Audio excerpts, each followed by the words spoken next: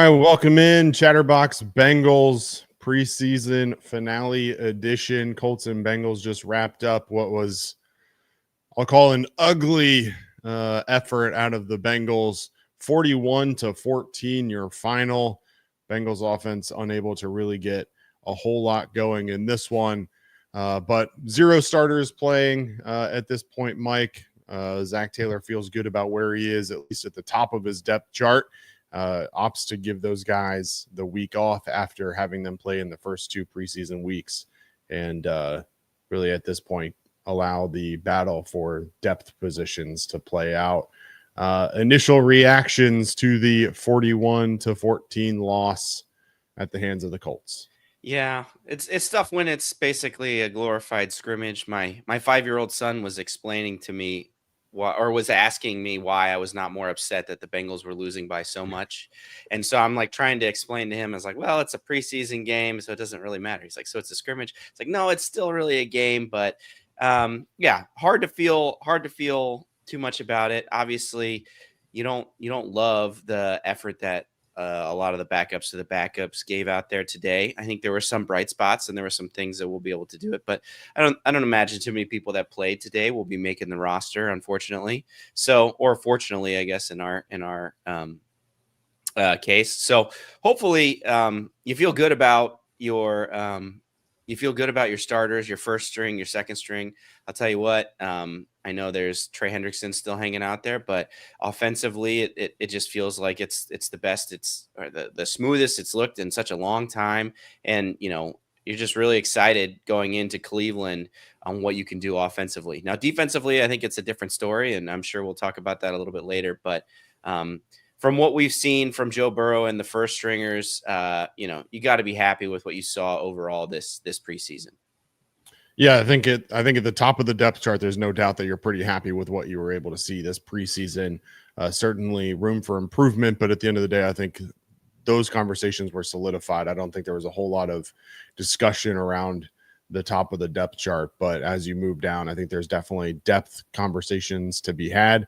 Figure out exactly who fills out this 53-man roster. Bengals have until Tuesday to make those final decisions. As Tuesday is cut day, have to get down to 53 men on the official roster. Of course, then they'll fill out their practice squad from there before they head to Cleveland for opening week. Let's run through real quick how we got to 41-14. Colts started with a elongated drive to start the game, ended up with a 40-yard field goal after a 5-minute plus drive. But then later on in the first quarter, got the first touchdown of the game, a pick six from Desmond Ridder. Daniel Scott took that 35-yard interception return to the house. Desmond Ridder then got the Bengals on the board early in the second quarter. That was a QB sneak from just a few inches out after a offsides penalty on the Colts negated a fourth down stop. The Colts then got a rushing touchdown from Ulysses Bentley. And then after a turnover on downs, Riley Leonard found Laquan Treadwell for a 59-yard touchdown pass 30 seconds before halftime, and it was 24-7. Ulysses Bentley found the end zone again in the third quarter, a 12-yard touchdown rush on that one. Jason Bean found Coleman Owen with 2 minutes left in the third quarter for a 7-yard touchdown pass to move the Colts lead to 38-7. They would add a field goal in the fourth, and then Quali Conley got a 4-yard touchdown rush with 13 seconds left to give the Bengals the final 41-14 edge. Colts win this one 41-14. Bengals look now ahead to the game against Cleveland. That one is scheduled for September 7th at 1 p.m. on Fox. So, Mike, let's start with the obvious conversation here. Obviously, not a whole lot of starters playing today, but defensively, you give up 41 points, 38 of those in the first three quarters, 24 at halftime. Definitely not the performance you were hoping for. I think there were some bright spots, some bright plays that stuck out, but overall, not an impressive showing from this Bengals depth at defense. Yeah. At defense, it seems like we had a little bit more of the same. I know that in the previous games that we've seen so far. We've seen people kind of just gash us for yards and ultimately points, and it didn't seem to matter that there was a 5th-round rookie in there doing that against us this time, even though it was our backups. I think there was some good plays by somebody like PJ Jewell, and he made a few good sticks in the hole, but ultimately it was, they were able to run for some larger sets each time, and then obviously just people running free because of lack of pass rush. So it's unfortunate. It's hard to get worked up about this, but what's frustrating is that it seems like it's more of the same, right? It's more of what we have been sawing with the first team and the second team. So I understand Zach Taylor's been saying, hey, we're trying not to show anything. And maybe even more so now because this is a first time defensive coordinator. It's a new system. So I guess I understand how somebody that's maybe has more of an established presence in the defensive formation would be less worried about that, right? Because it's like, well, you got a bunch of tape on me already. But so I guess I understand that, but it doesn't maybe papers over some of the issues. It doesn't paper over the lack of tackling or the lack of any pass rush at all. So yeah, it's worrisome, definitely. But we'll see how that ends up going against a subpar offense in Cleveland. Joe Flacco at the reins. Well, we'll see. We'll see what it ends up being. But that's not Patrick Mahomes over there. So hopefully the defense can get right and at least put up some good stops against Cleveland offense. Yeah, Riley Leonard, you mentioned the 5th-round pick out of Notre Dame, 15 of 20 for 189 yards, 1 touchdown, no interceptions, got sacked once. Jason Bean, 11 for 17, 107 yards, 1 touchdown and 1 interception. That interception ended up being fumbled right back to the Colts by Howard Cross. But the biggest red flag for me is the same red flag that we had in the first 2 games, regardless of who was playing, and that's the run defense. And Zach Taylor talked about we improved this pass defense and this pass rush by improving our run defense. And that's why they went out and got TJ Sladen, who obviously didn't play today. But again, today, the Colts rattle off 35 rushes for 197 yards, an average of 5.6, add in the 2 touchdowns that we talked about already. And when you stack that against a defense who last week against the Washington Commanders gave up 30 rushes for 185, an average of 6.2. And then the week before that against the Philadelphia Eagles, they gave up 132 yards on the ground, only 4 yards per rush, but still can't be giving up 4+ yards a pop if you want to be a serious defense in this league. And obviously, if you're giving up those yards defensively on the ground, then you turn around and you're not going to be able to defend the pass because you have to stack the box in order to stop the rush. So that was the biggest struggle for me. Guys like Howard Cross were expected to be able to come in and, solidify that defensive front. Didn't necessarily feel that from him today. Saw some good pass rush from him a little bit later on in the game, but didn't necessarily feel the love on the rush defense personally. And then obviously that stacks up to the passing defense, which again, Laquan Treadwell burns you for 6 catches for 116 yards, including that 59-yard touchdown. Coleman Owen gets 5 for 60 and a touchdown. Anthony Gould goes 4 for 43. As a whole, they're averaging 11.4 yards per completion. I don't think that's good enough, and certainly not going to be a recipe for success for this Bengals team in 2025. And I know we didn't run defense wise, like BJ Hill didn't play this preseason. TJ Slaton, these are people that I think will be able to be, have shown a good track record of being able to stop the run. Where I think I'm the most concerned though is in any depth at all. BJ Hill has something that keeps him out for 4 games. We're playing McKinley Jackson, Chris Jenkins. These are people that while still still have shown flashes, also shown a lot of getting gashed on the ground last year too. So, that's something that I think comes with how this team was built, where it's just like when you got your guys in there, you feel okay about being able to at least do enough to stop the run so that, Joe can get the ball back in his hands quickly. But if one or two of them go down, then you're really in a world of hurt, because then, like, if Howard Cross is having to play for us and take meaningful snaps, we got a big issue, right? We got a big problem when it comes to the depth on this team. So we'll see. I think that, we haven't seen it at full strength, but I do worry when the eventual injuries do crop up, what it's going to look like.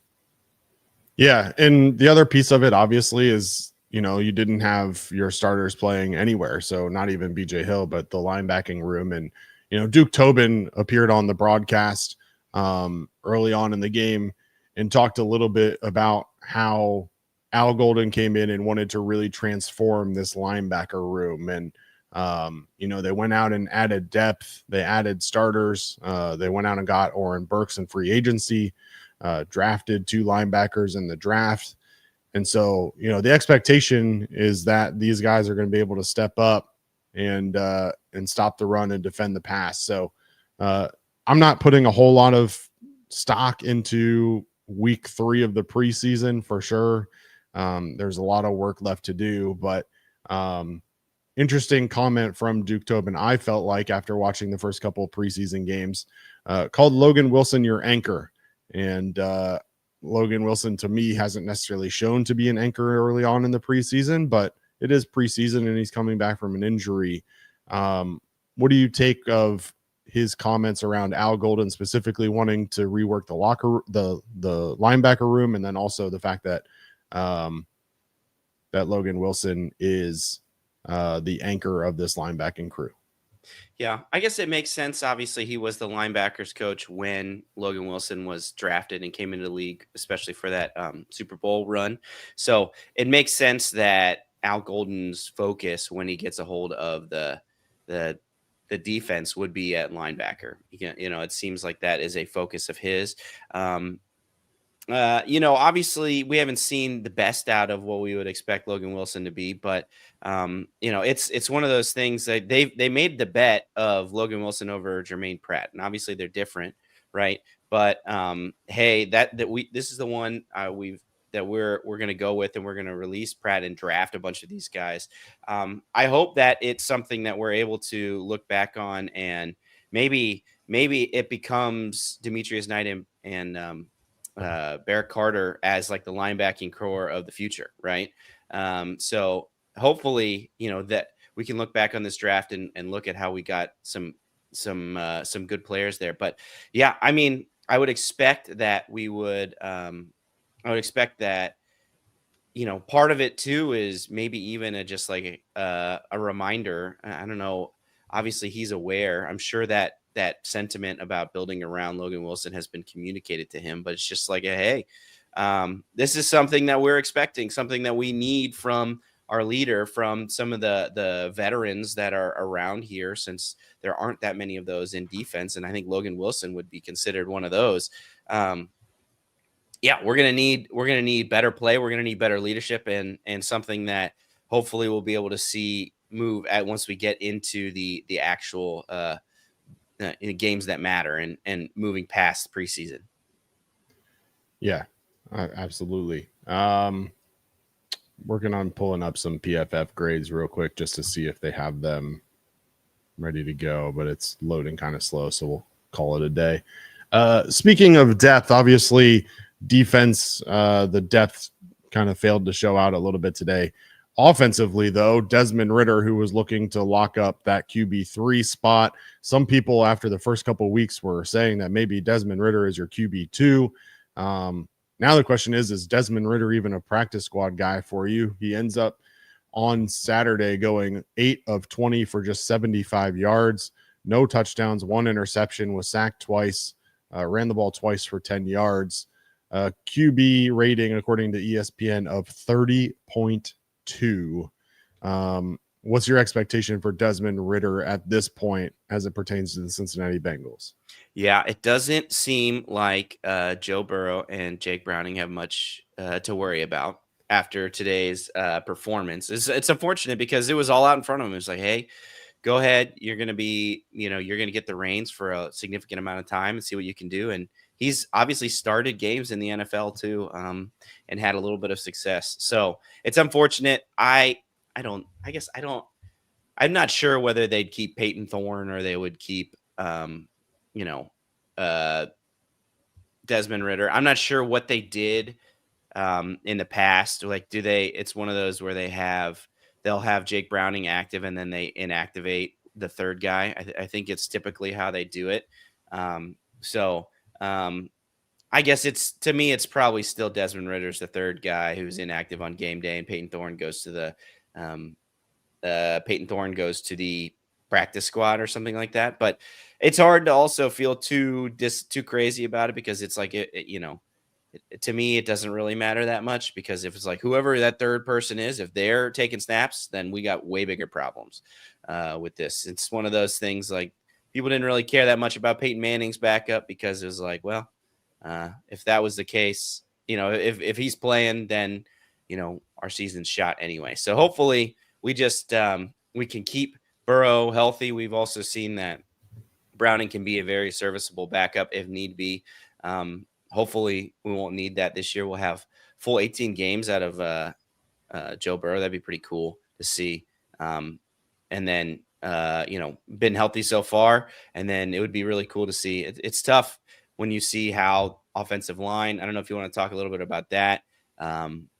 All the backups were in, but it didn't keep us from having lots of different penalties, holding, illegal man downfield, all these different things that we saw with the backups that, really just reminded us of what we saw a lot with the starters in there as well. So, you got to hope that you're able to see better play out of that offensive line too, to hopefully keep Joe healthy as well. Yeah. Just for reference, last year, Logan Woodside was QB3. He was activated for one game. I think that was more of a favor to him than anything else. Expectation, of course, that the Bengals would yet again probably go just 2 active quarterbacks on most Sundays. So don't have to worry too much about the Desmond Ridder versus Peyton Thorne battle, quote unquote, but hopefully it just never gets to that point and you don't have to worry about either one of them being active on Sundays. Another depth conversation, obviously, is the wide receiver room. And I think it's a pretty obvious lock how wide receiver 1 through 3 shapes up on this team. But I think potentially today it became even more obvious, at least to me. Well, let's put it this way. Maybe the conversation around 4 or 5, but Mitchell Tinsley seems to be a lock on this roster at this point. Yeah, I was surprised that he didn't play. I was actually kind of looking forward to seeing if he could do some, maybe show off a little bit more and see some of those pretty great catches that we had. And yeah, didn't even seem to play, which is, I don't know. It seems that it seems pretty clear, especially with Burton's injury. I mean, I'm sure we'll talk a little bit about that as well, but he's going to be somebody that's going to be filling out the roster at the back end, which is pretty cool. A guy that kind of had no expectations, and then came in and looked incredible in camp and had the game of his life against Washington. And pretty cool to see. Those are guys you like rooting for, right? Those are guys that have, he's on his second team already, and is not somebody that was really given much of a chance in the NFL, and making a roster is pretty cool. So, I haven't seen anything. I've been trying to get some more information about Burton and how bad that injury was. It looks like he obviously was being tended to and didn't then. It says didn't. No timetable is what. So it just says his knee is all that it says. So hopefully, it's not the worst. I don't know. Jermaine Burton is somebody that I think in a perfect world, we would have loved him as wide receiver 4, wide receiver, even 3, if he could, just as somebody could take the top off the defense. And you see the talent is there. But then you see, that ball that was right to him that he tries to one hand, that probably was a pretty easy 2-handed catch earlier in the first drive of the series. And now with him getting hurt, it's like, well, I don't think anyone here or in the chat was counting on getting a huge contribution from Burton, but I think maybe his injury is even more solidifying Mitchell Tinsley's spot here on this roster.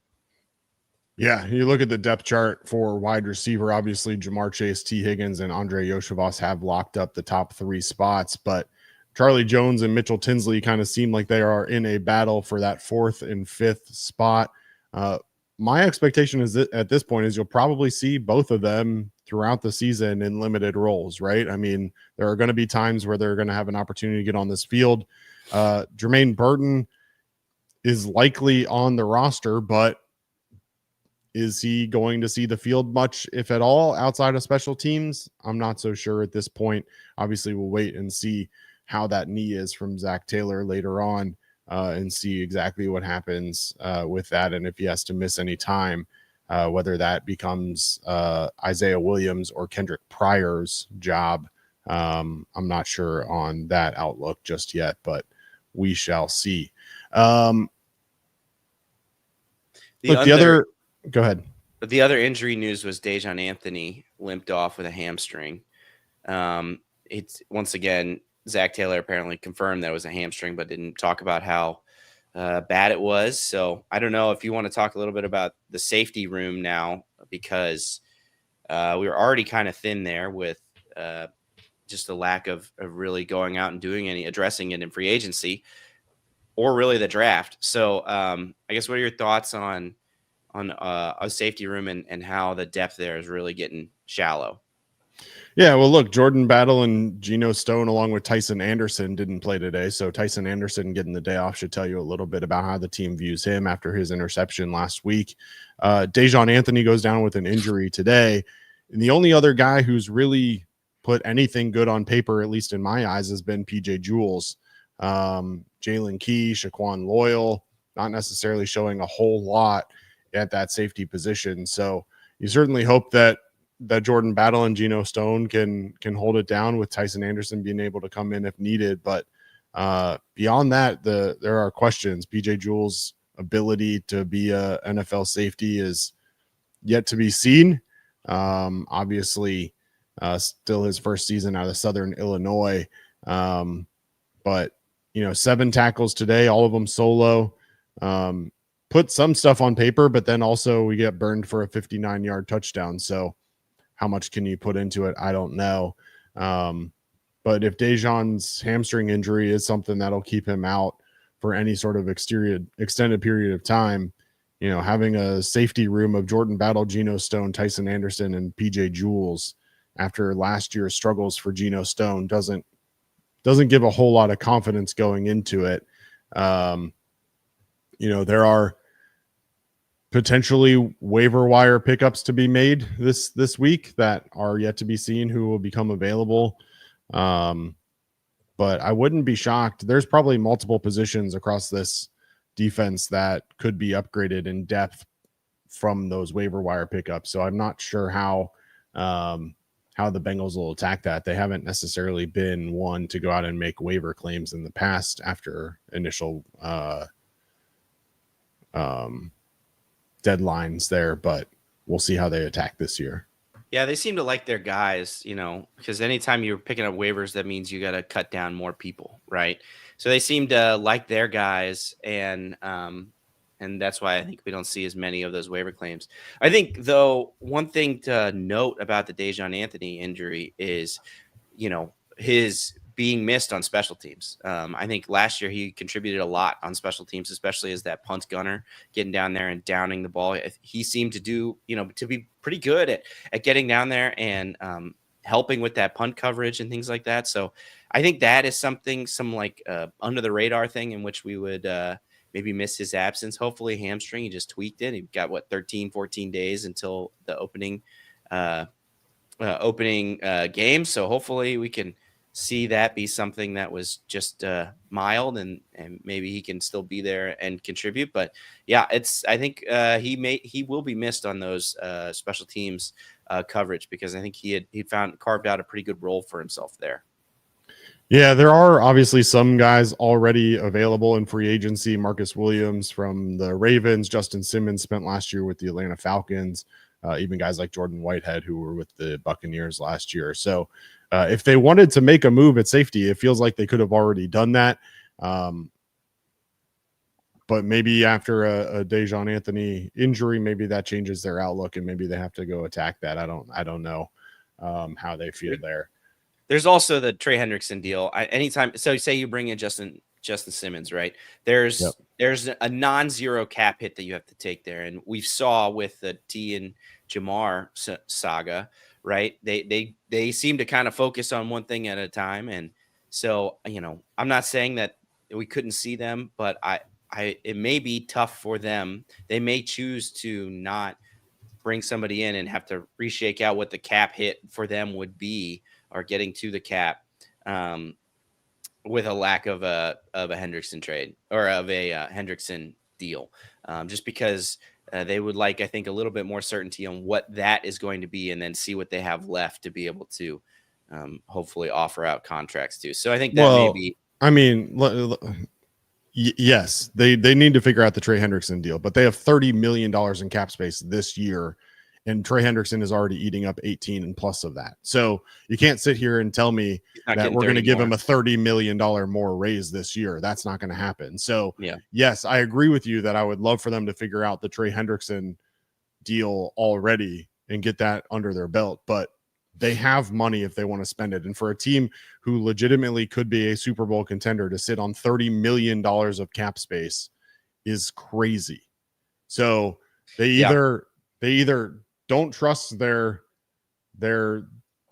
maybe it's the other way. Maybe they overly trust their eyes and their gut decisions and feel like they have something to prove themselves over, going out and getting a proven veteran. But if they wanted to, they could. There's this like classic meme about, women who love to tweet out about guys and what they could do in relationships if they really wanted to. If they wanted to, they could. It's exactly how I feel with the Bengals. They have $30 million in cap space this year. If they wanted to, they would. They're not, and they won't. And so here we are now, a week and a half, 2 weeks away, I guess, from opening week. Opportunity now for everybody to rest up again and see what happens. But I'm on the record. I don't think Trey Hendrickson gets done before week 1. Yeah, and part of why you have some of that flexibility is so you can do things like this, like a Dalton Reisner, right? Or you could do a Justin Simmons to fill out the roster if there is something that could be done. So, hopefully they are able to, be flexible, especially maybe this injury is something that forces their hand in the same way that Cordell Volson's injury was somebody that made them much more of a player in the Reisner camp. So I don't know. We'll see. I tend to agree with you. It's one of those things where it's hard to bank on them wanting to, spend all the way to the cap because they haven't really shown us much evidence that they're willing to, push the margins on that aspect of things. Yeah. All right. Other comments from Duke Tobin that I want to touch on real quick before we wrap up the show. I thought it was interesting. He says, quote, "We always worry about punter and kicker." But he said that Evan McPherson has come back well from injury. Obviously ends the preseason perfect. But still interesting that he said that that's always a worry for him. Obviously at this point, Evan McPherson kind of feels like an opportunity to make or break your season on certain opportunities. So good for him to show out in the preseason and be perfect. But what are your thoughts going into this year about that? Yeah, I kind of took that as just like a football guy that's always still worried about kicks. I don't think that they are having deep discussions about, what we would need for another punter and kicker. I think they're pretty set on that aspect of it. But yeah, I think that obviously nursing that injury last year, I think led to some inaccuracy. Plus, always, getting a new holder is always something that can be tricky for a kicker. There's, you've heard people talk about how just fine that operation needs to be um, in order to make sure that things are lined up. And we saw in, I think it was the Ravens game last year, right? The fumbled or the not perfect snap and hold that led to missing that game-winning field goal against Baltimore in overtime. So it can have a large effect. So I'm just excited to see these guys, the same people. We don't have a camp battle. I guess we do have a semi camp battle for long snapper. It seems like Adamitis has got it wrapped up. But I'm excited to see, hey, we got a little bit of consistency here. We can go into it. And, I think it helps. I remember in that Super Bowl season just feeling like anytime you got over the 50, it was just like you felt okay because it was like, well, McPherson's going to come in and nail the long field goal. Now, I don't want Zach Taylor to have kind of take the foot off the gas like I feel like he's done in the past, but feel a lot better about where we stand kicker and punter wise. And maybe I'm being naive and they're always taking a look at it, but I feel like of all the things to worry about, it's like that, or not to worry about in this, it's like quarterback, wide receiver 1 and 2, and it feels like kicker is pretty solidified with what we can count on this year. Yeah. Look, I was one of those guys who questioned the injury last year from Evan McPherson, thinking that maybe this was more of just the Bengals protecting their investment by saying that he was injured after having a lackluster season to that point. But, if he's come back healthy, like they're saying, and he comes back and he's able to become that kicker that really kind of carried us to the Super Bowl back in 2021, then I'm certainly excited about that. I'm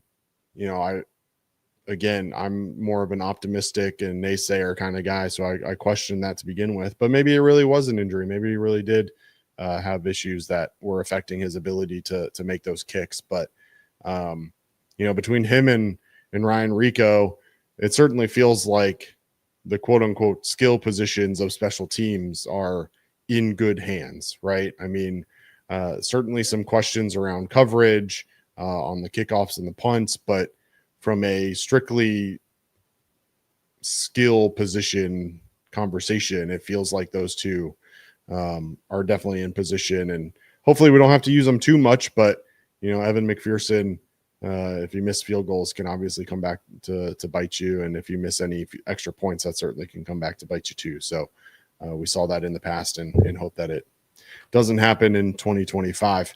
The other conversation, Mike, from Duke Tobin was about the running back room. Said that they feel good about it. Obviously, Chase Brown has looked great this preseason and in camp. Said he's stepped up and improved vastly in blocking, but also made the comment that Pirine was brought back as a blocker. So interesting comment there about Pirine. But the other conversation I think that has to be had is kind of that RB4, I guess, position. And coming into today, Gary Brightwell listed as the 4th running back on the depth chart. But Kendall Milton got a majority of the carries, especially early on in this game. I thought he looked really good. 8 carries for 72 yards, an average of 9 per pop. Did have that 41-yarder that he popped off. I thought he looked good. He looked strong. Obviously got stuffed at the goal line, but that play got negated, so it didn't matter. Even if you take away that 41-yarder, he had 7 carries for 31 yards. What'd you like out of Milton today? Yeah, looked good too. I think he had a couple runs too that got called back for either holding penalties or other procedural penalties. So I think that for a RB4, even Brightside, I thought he looked pretty good too. I felt like that was one of the only bright spots that we had. It was just like, oh, the running backs look pretty good. Yeah, I would imagine, I guess the fourth guy is somebody maybe that they practice squat him. But it's somebody that, you didn't feel awful He looks similar to, just a hard nose and hard to bring down guy. I think they commented a few times on the broadcast that, after his, he'd make a cut and then he'd have contact, and he wasn't somebody that was going right down. So I think that's always good. It seems like that's what you're getting out of Taj Brooks too. And so they seem to have a type for kind of late of the draft or free agent guys that they're going to come in that could potentially ascend to RB2 even, or RB3. When it comes to P. Ryan, it makes a lot of sense. Tobin confirmed what I think most people thought. He's not in there to take much away from Chase Brown, but I think we'll probably be in there for some big third downs, right? To be not only extra blocker in there to help protect Joe Burrow and protect this offensive line, but as his safety blanket. We saw that a lot, especially in that playoff run. He squirts out of the backfield and Joe's just going to dump it off we'll take 9 yards. We'll take 8 yards here, and we'll just move down the field that way. So it makes sense that, and that's what he's there for. And I feel like he's the perfect person for that role. He's proved that he can do that, and can be a part of, a successful offense in doing that. Yeah, I mean, knock on wood here, obviously, but if anything were to happen with Chase Brown, I don't think Samaje Perine is your backup every down running back. I think Taj Brooks probably comes in those scenarios, and Perine remains in his third down role. But like you said, I mean, in those scenarios where you need to know that you have protection and need your running back to be able to stay in or to slip out and catch a pass out of the backfield, Perine's certainly shown that ability. Chase Brown will continue to get reps, I think, in third down situations. I don't think it's going to be one of those, Chase Brown's just a 2-down back and then Perine comes in, because Chase Brown has shown such talent out of the backfield catching the ball and such improvement last year at that role. So how much the Bengals end up using Samaje Perine is yet to be seen. I could be completely wrong. But I almost wonder, like, if Chase Brown is that talented out of the backfield catching the ball, if he's getting better blocking, I don't know how good Taj Brooks has been at blocking. I don't know how good Kendall Milton has been at that blocking role. Is there a world where Perine is one of those casualties at the cut deadline and doesn't make this team, and then they roll with Chase Brown, Taj Brooks, and Kendall Milton or Gary Brightwell back there? I don't know. Just an interesting thought as they have to try to get down to 53 and how they do that. The other piece I think that we should touch on just real quick, and then if there's anything left for you, that's great. But the Bengals on their probably unofficial at this point would be my guess, but depth chart on their website, they list Matt Lee as the backup center, and they list Jalen Rivers as the backup right tackle. Both of those guys got extended play today. At not those positions. Wasn't McLaughlin at center? Well, McLaughlin came in later at center, but Lee started at center for sure. And then Jalen Rivers started at right guard. Mm-hmm. I thought both of those were probably the standouts on the offensive line today. So opportunities for them to solidify their roles. I know a lot of people have talked about Matt Lee moving to guard, but if Jalen Rivers, who was a late round draft pick out of Miami, Florida, can slide in to be that guard, if they're not going to go out and sign Dalton Reisner, I think we're all in agreement that Lucas Patrick hasn't earned a job at this point. Is there a world where you see Jalen Rivers become that right guard starting on September 7th? Whew. I can't imagine. I know Lucas Patrick hasn't really showed us much, but I can't imagine. It doesn't seem like Rivers has. Like, I think they moved him inside less because of their need for guard. Obviously, they needed it, but I think part of it was his struggle at tackle. There are reports that he was, basically susceptible to any speed rush there. So I don't know. I don't feel great about that offensive line as it is. I don't think. If we got Rivers starting, 2 rookies starting at guard, starting the season seems like a recipe for disaster. Obviously, Dylan Fairchild has looked great. I think better than we could have even imagined initially. Maybe I'm overstating that, but I didn't have, it's one of those things that I think we've been so focused on the lack of play from the other guard spot, that the fact that we haven't had to focus on Dylan Fairchild is a good thing. We'll see if, Myles Garrett lines up over him and what he does in Cleveland. But that right guard position is that's where Patrick is, right? Yeah. Is that yeah.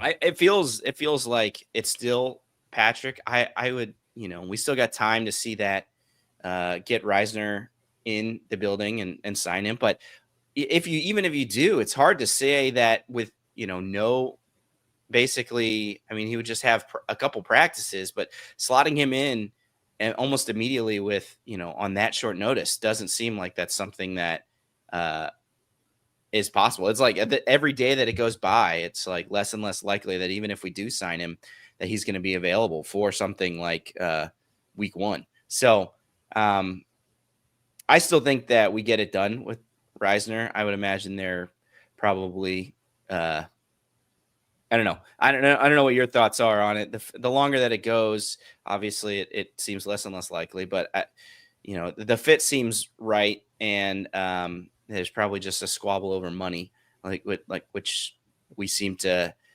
be the squabble over every, signing that we have. So I don't know. Back to your question, Rivers starting at guard for your first game of the year would be pretty troubling to me. Well, I think Lucas Patrick starting at right guard is also troubling. So I think you're in a lose-lose situation there, because I don't think that Reisner is going to get signed in time to be able to come in and be your starting right guard on September 7th. But it'll be interesting to see. I don't know. You mentioned obviously Rivers started the season working out mostly at tackle, which didn't make a ton of sense to me, given you at least seemingly are pretty firm there in your starters there. Maybe they thought Lucas Patrick was equally solidified at the guard position, and then as the season went on, they came to realize that maybe that wasn't the case. But from a backup perspective, you lose Cordell Volson this week. He's going to have surgery on his shoulder, will be out for the year.